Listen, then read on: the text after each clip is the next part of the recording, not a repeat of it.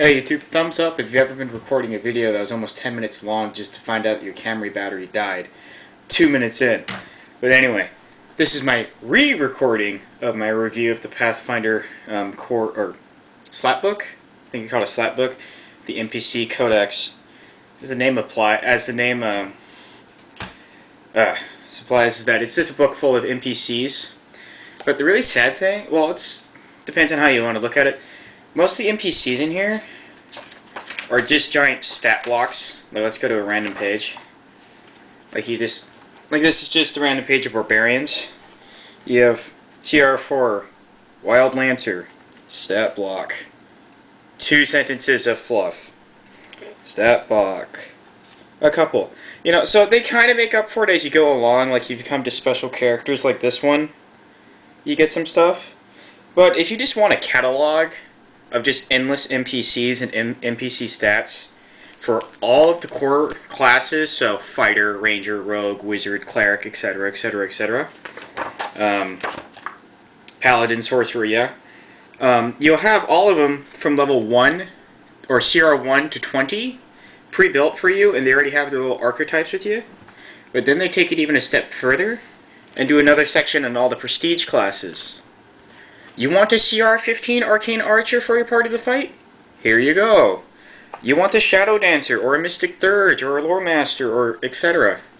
You have it here.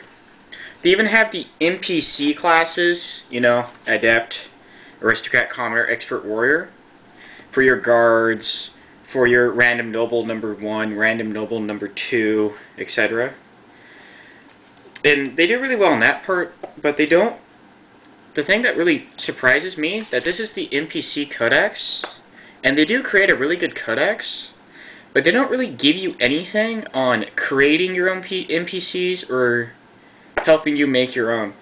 So Paizo did succeed in making a book that's just full of pre-made characters, but it doesn't really give you much on to making your own. I'm sure you can look through here and get your own ideas by reading through this on your own, or maybe you just use the stat block and then create your own story, which is perfectly fine.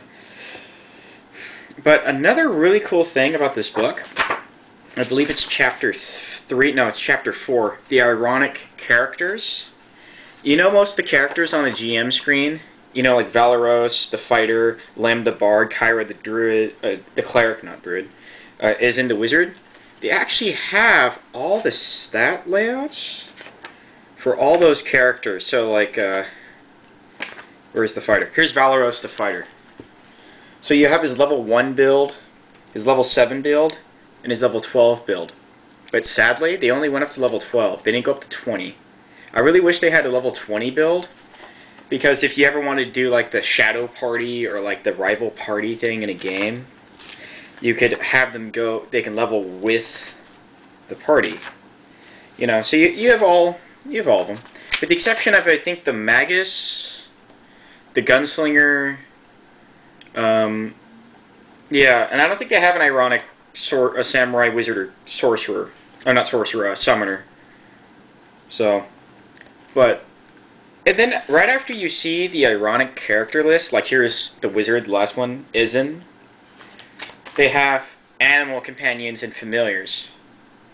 Okay, I can see how you can use these with some NPCs, but wouldn't this section of the book be used a lot better if you were to put, like, a section on how to make your own NPCs, or, you know, like, how to use them effectively? You know, this could have easily just been, like, a small little slat full of animal companions, but it's, you gotta put it somewhere, I guess. And then finally they have encounter groups. So there's people that aren't fully sure how to make encounters, which you should learn how, and if you want a video on how to do that, I can easily show you. Just like I helped explain to Richard earlier today on how to do a war battle, or war, I'll tell you about it later. Let's say you want a low-level CR fight. They have one right here, and you just look under your section, Arcane Warriors. You know, 1 Battle Mage and 1 Gem Sorcerer. And they have a pre-made encounter for you of CR3. Let's say you want a high CR encounter, like CR 18. Oh, right here.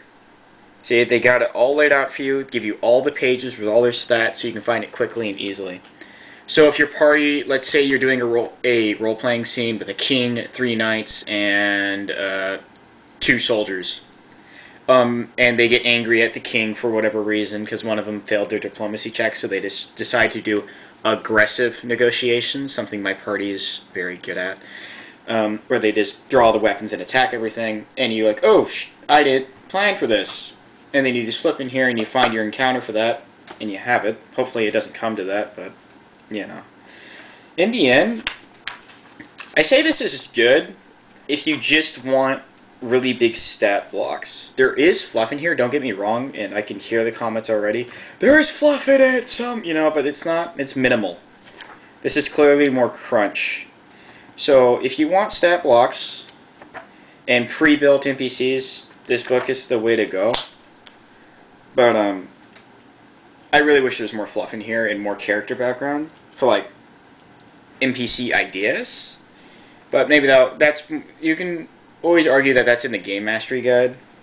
But hey, it works.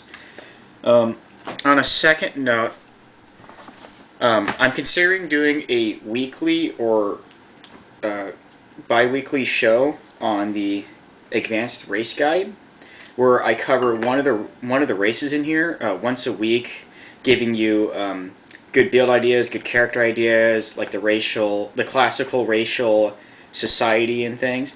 And a section that I really want to go into is the how to create your own race section of this, because as of yet I have 4 or 5 races that I really like, and I think that if we were to spread this around the RPG Brigade that we have here on YouTube, we can easily just start throwing out race ideas, and it could be really fun and really fast. Like, I want to see what Tetsubo 57 could come up with for using this book in the Advanced Race Guide. So let's say, well, on average, the races in the core book have 10 pips, which is the point system in the Advanced Race Guide, except for dwarves, they have 11. I wonder how creative people can get, or maybe, let's not even make a cap, let's see what people can make, and it'd be fun. But if you guys are interested in that, please just say so. I think the comments are below. Yeah, they're below. But, yeah. Final note on the NPC Codex, I give it a 7 out of 10. It's great if you want stat blocks, but for anything else, it's mediocre. But in the end, if that's what you want, it's right here. Anyway, bye guys.